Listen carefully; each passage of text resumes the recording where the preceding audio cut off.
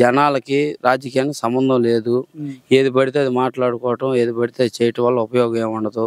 వచ్చేది వైసీపీ గవర్నమెంటే. అర్థమైందా?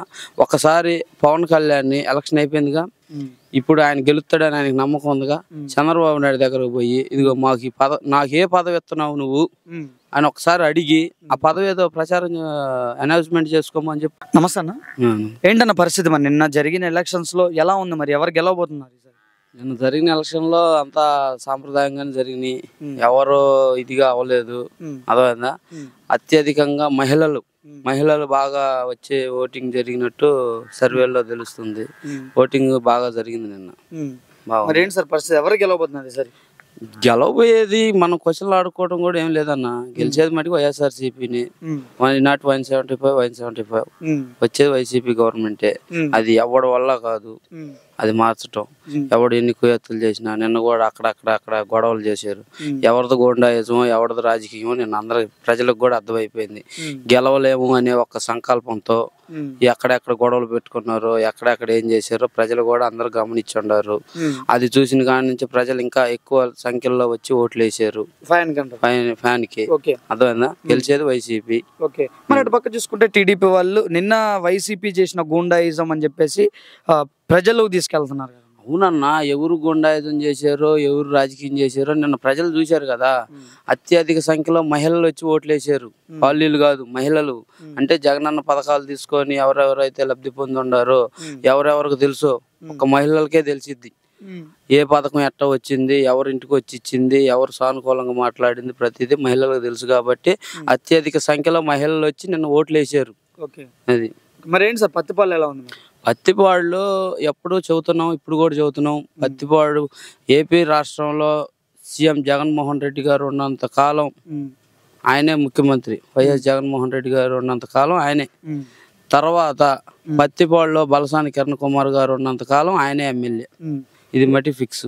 టీడీపీలో మెయిన్ గా 4 సీట్లు పైన ప్రజలందరి కళ్ళుంది.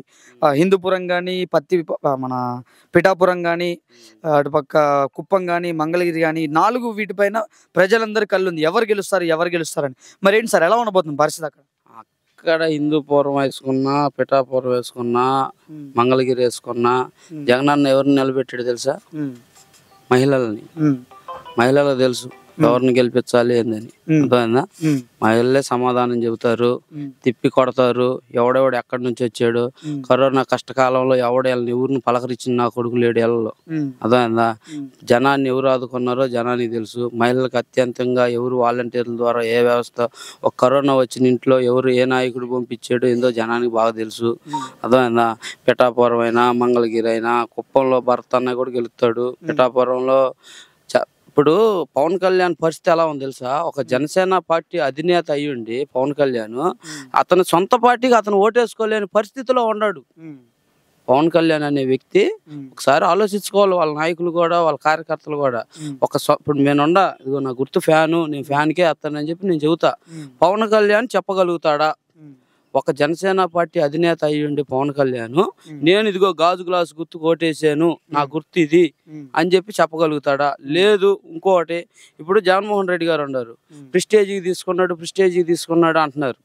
జగన్మోహన్ రెడ్డి గారు ఒక మహిళని డిప్యూటీ సీఎంగా చేస్తానని చెప్పాడు. చంద్రబాబు నాయుడు కానీ, లోకేష్ కానీ పవన్ కళ్యాణ్కి ఇదిగో ఈ పదవి ఇస్తామని ఎవరైనా చెబుతున్నారా? అతను గెలవడని చెప్పి వాళ్ళకే తెలుసు. లోకేష్ తెలుసు, చంద్రబాబు నాయుడు తెలుసు.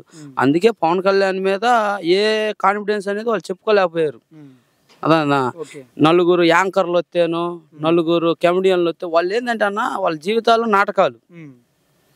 అదన్నా, డబ్బులు ఇస్తే నువ్వు నేను ఎవరైనా పోయి మనకు తగ్గట్టు మనం చేస్తాం. ప్రచారం చేయటం ఏముంది? ఆర్ట్ఫుల్ గా ఓటేసే ఓడికి కావాలి అది. అదన్నా, ఒక యాక్టర్ వచ్చాడంటే ఎవరైనా చూస్తారు. హైదరాబాద్ గుంటూరు వచ్చినా చూస్తారు. ఆ జబర్దస్త్ టీములు ఎక్కడన్నా ఈవెంట్లు పెడితే ఆ పల్లెటూరు పక్కల చుట్టుపక్కల మనుషులను చూస్తానికి అయితే వెళ్తారు. మనిషిని చూస్తానికి వెళ్ళిన జనం అంతా ఓట్లు వేస్తే పవన్ కళ్యాణ్ ఎందుకు ఓడిపోతాడు?